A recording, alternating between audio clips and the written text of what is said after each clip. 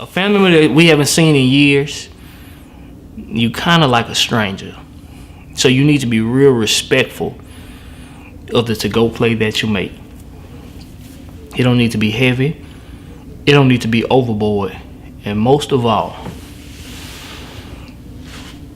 your goddamn to-go plate better be after the main people have made their plates first.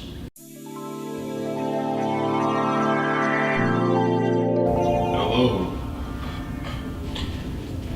man. Who that? Man. Who that talking down? Man, cousin ballers from the South showing pops to run. Come on. What's up with it? Tuned in, Bearded Daddy Vlog Life. Here we go, this Glas right here tuning in. It's November, so we probably about 3 weeks away from Thanksgiving. So I want to give you my major do's and don'ts as far as Thanksgiving, how that goes with your family gathering, and how it goes from my experience and my perception being a black man and how a black family does down south, Houston, New Orleans, and just how we do things and how we operate. And this is my outlook. So let's go, get to it.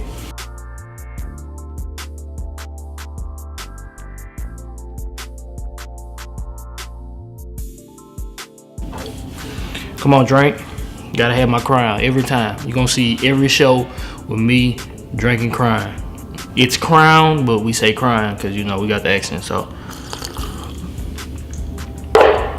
woo, let's get to it. Okay, so one of the main things, Thanksgiving. If you did not provide any food, because there are different versions of Thanksgiving. Back in the day, it would kind of just be one person, one whole household, one grandmother, some matriarch, just the best cook in the family would make everything. Not that I'm older, not that I'm adult, as far as, you know, who chips in, who brings what food, who gives what money for this particular dish, how that goes. The dynamic kind of breaks down, you know, different parts of down south, up north, midwest, you know, however y'all do it and everything. But y'all make sure y'all comment below just to let me know as far as y'all family dynamic or certain things that I didn't touch on. But in general, it used to go from the situation that the best cook, and normally it was pretty much the grandma or the one of the older people or one of the oldest people in the family. They would make everything. They were best at it, the whole deal. They would make everything at their house, at, you know, big mama house, granny house, whoever. Everybody would come over. Now in 2018, it's a little bit different, and like the things that happen with me and my family and my in-laws, because, you know, we're all just one big family. How my family does it now we have like a huge potluck to where whoever is the coldest at making macaroni and cheese. My wife is the throwest in the game, and throwed in the game is nice, great, phenomenal, just different words, but you know, in Houston we say it different. So my wife is the throwest at macaroni and cheese. Macaroni and cheese, boom, she gonna make that every Thanksgiving. Christmas kind of varies, but every Thanksgiving, bam, mac and cheese, that's what she gonna make. Turkey is just gonna kind of vary because, you know, I got an uncle that fries turkey. Stepdaddy, you know, stuff his turkey. Man, look at my stepdaddy, so cold at greens. Oh my God. So again, stepdaddy do greens. My granny do the stuffed bell pepper, the ham, peach cobbler, dressing, and damn near everything else. But hey, you know, that's granny, so we're not gonna overboard her and everything. But look at my granny, she got to make me my own sweet potato pie every Thanksgiving. My own pie. Fuck anybody else. This is me. She can make 7 pies. 6 is for everybody else. 1 is for me. This is just without discussion. I'm grandson. No, this is my blessing. This is how I feel great on my Thanksgiving. But anyway, so, you know, granny's gonna make a bunch of stuff and this and that. So everybody kind of brings dishes, and they bring all these different dishes, and, you know, you have all these different dishes that everybody eats. If you are the family member that didn't bring anything, you should not be making a to-go plate. Unless the host or somebody with high-ranking authority acknowledges you to make a plate. Other than them, Anybody else that's an underling or something like that, oh hell no. Like, they have no say so on you making anything at all. So just to be safe on that side, you need to bring something. Drinks, silverware. Because depending on which house you go to, you know, a lot of people, they don't want to wash a whole lot of dishes. So, you know, they just bring plastic cutlery, silverware. If you're going to bring plates, you better bring them top notch, like damn near dinner plates. Don't bring that bullshit to where when you put it in the microwave and you put that shit on 34 seconds, all that shit start crumpling up and everything like an old Jerry curl. No, no, no. You need to put more respect on Thanksgiving and the people house you're going to name, rather than bring them bullshit ass plates, man. Spend the extra $4 or whatever each spec for them goddamn plates, man, to get the good quality plates, the ones that can actually hold some density, and the plates that actually, they're flat and then they kind of curve up top and everything, and around the rim you actually see it's like it's thick and it's not thin, the way if you pinch that motherfucker that shit crack. Oh hell no. Like, you need to do that off top. Secondly,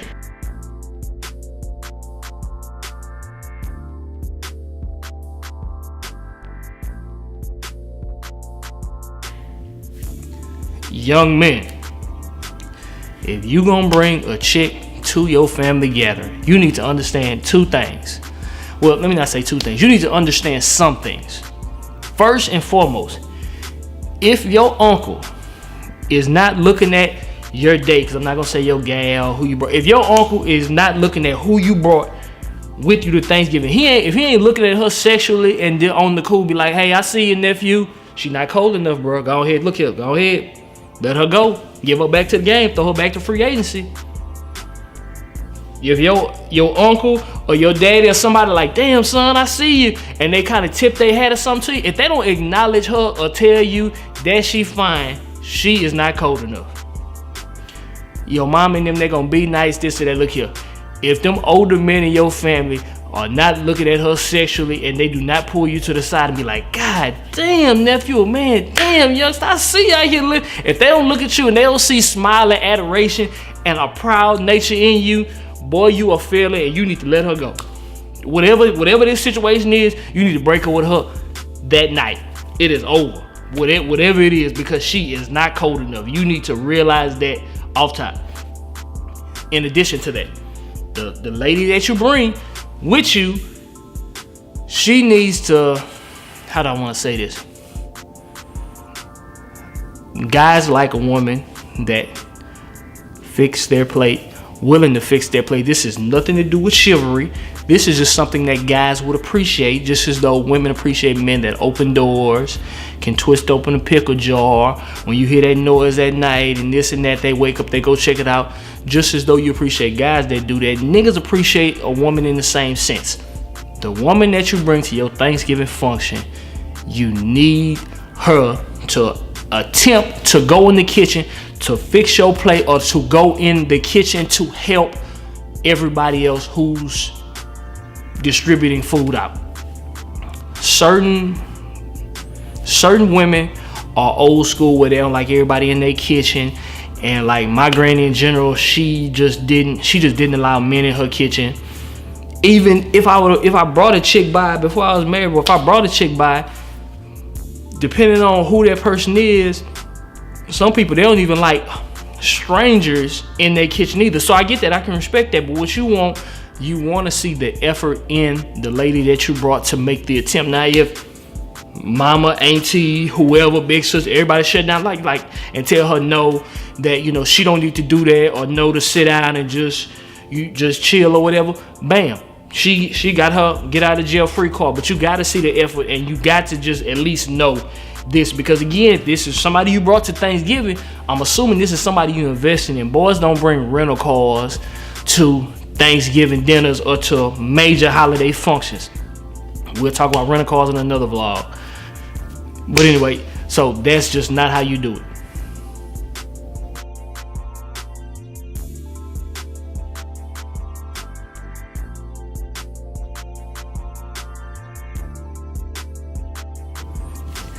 If you are that cousin that I haven't seen 7 years, Your to-go plate that you make needs to be real light.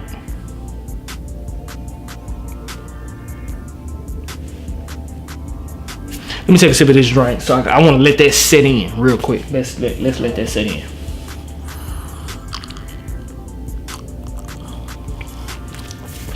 On God, Westway exclusive. Holla at him. Again, a family member that we haven't seen in years, you kind of like a stranger. So you need to be real respectful of the to-go plate that you make. It don't need to be heavy. It don't need to be overboard. And most of all,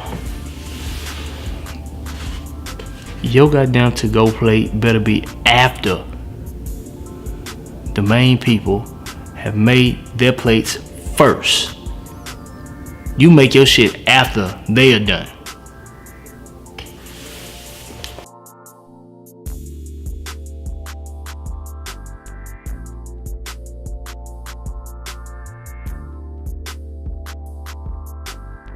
The host and the matriarch, whoever is the most highest ranking person in your family, they make plates first, or their plates need to be made first, all top, before anybody. That's just what I believe, and that's just pretty much how it should go.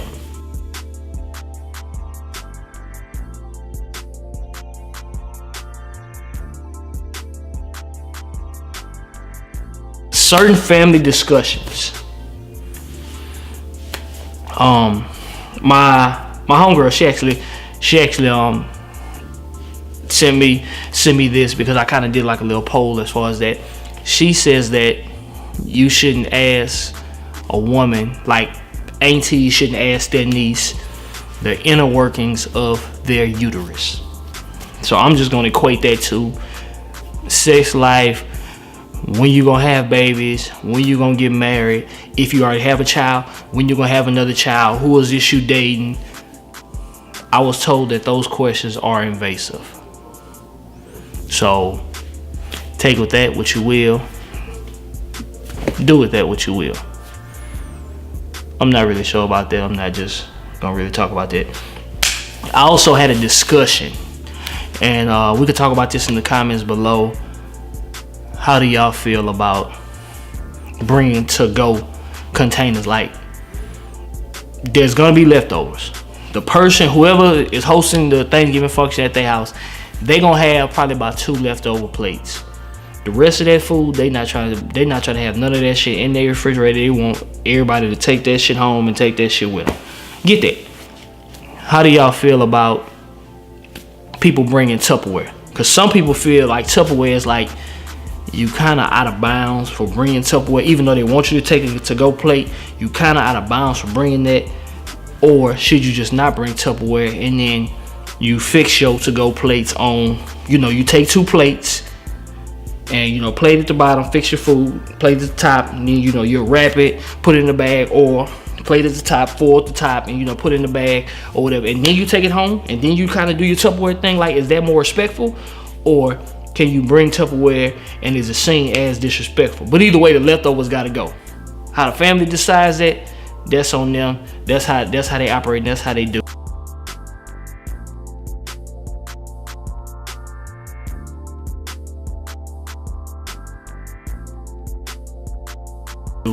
Okay, let's talk about this.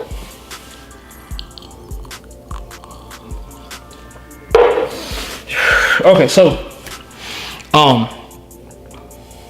it's customary to bring a beverage of choice to help partake in the holiday function. All well and good.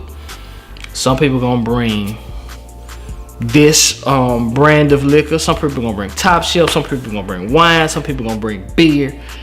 You do not need to be the family member that brings bottom shelf stuff for everybody else to drink. But once you get there, you drinking everybody top shelf stuff. You don't be that family member at all. That shit is weak. That shit is uncalled for. That shit is cheap. And most of all, man, like that shit, like, it's the holiday time. Like, you really just hulling the game. Like, how fugazi is that? So I mean, just take with that what you will, or if you got a family member, just fast forward to this point right here, and I'm gonna tell family member, don't do that weak shit. Bring and drink what the fuck you brought to the family function. If you bring goddamn McCormick's vodka, you better drink all of that McCormick's vodka. Don't be reaching for that goddamn Ciroc and that Grey Goose and all that shit. No, if you're the nigga that brought Paul Masson, do not ask me where's my crown. At all. At all.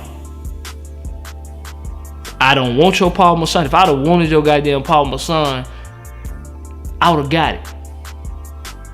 I wanted my crown, and don't you be gulping on my goddamn crown and shit. Like, you can obviously tell like who really ain't drinking, because when they get to the expensive shit, like they be gulping shit down and they just really just be going too ham. Like, they niggas not even respectful with the top shelf like liquor, and that's how you could tell when it's really not theirs, or they didn't bring their own or some shit like that.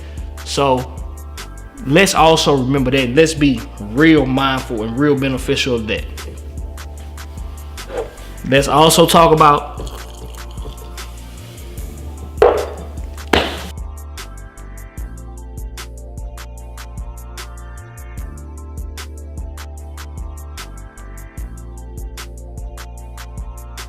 if you are the person hosting the Thanksgiving function, there needs to be a designated room for that small baby to fall asleep, / the room where that random person is gonna go to sleep after they eat, but before they come back to play cards, to play spades, dominoes, for the drink, for the second football game and everything. You need to have a designated room for just those type of functions. Now, some people have the room, you know, the kids' room where all the kids go and everything. I would hope you would have the kids' room, and then you would have a secondary room for, again, the infant baby, or that one bed or that one room where somebody can take that nap for a good hour or whatever once that itis hit. If you don't know what itis is, you can add me on my social media and we can talk about it. But you kind of should know what the itis is. I would hope you would know what the itis is. So, man, come on, drink. I'm trying to think, is that all of it? Is there anything else I need to talk about that might have been covered? Talked about food, respect, liquor, drink. Yeah, that's about. Yeah, I think that's about it. So, we're gonna go ahead, holla at you. And that's gonna be that. You know what I'm talking about? Man.